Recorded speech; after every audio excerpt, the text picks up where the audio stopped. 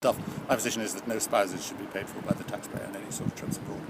I think it's important as well, Shane might say this, but in the original election for the chairman of the Public Accounts Committee, many people right across all parties and all supported the nomination of Shane for chairperson of that committee. I think we make an excellent chairperson, and I think we do need an independent chairing the Public Accounts Committee. That's something we should look at as well. So do you think John McGuinness should resign, Finny? I think so, yeah. I just don't think it's acceptable. No, I haven't had a story like Shane, but certainly we need independence, we need high standards, and we need above all accountability.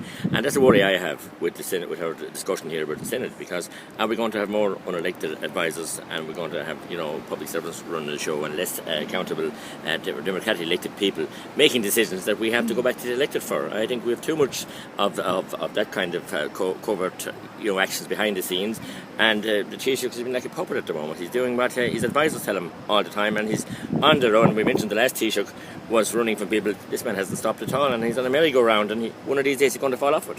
There's also the point that I don't think people are being given enough choice in this referendum. There should have been a third choice there, which is a reformed Senate. And your position in relation to Deputy McGuinness? Well, I would have supported the nomination of Deputy Ross as chairperson of the Public Accounts Committee originally, and I think he would have been doing an excellent job if he had got that position. Do you think John McGuinness should resign? I don't know enough yet. I did hear a little bit of him on the radio this morning, and he seemed to have explained what had happened. But I agree, spouses, partners should not come into any trips that TDs make.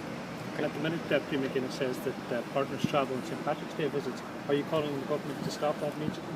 Well, I think it would be a really significant cost-saving exercise when they're into cost savings.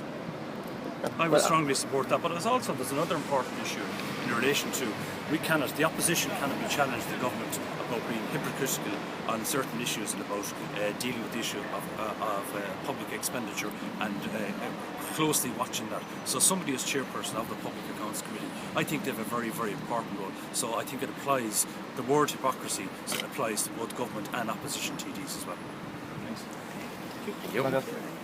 Thanks a lot.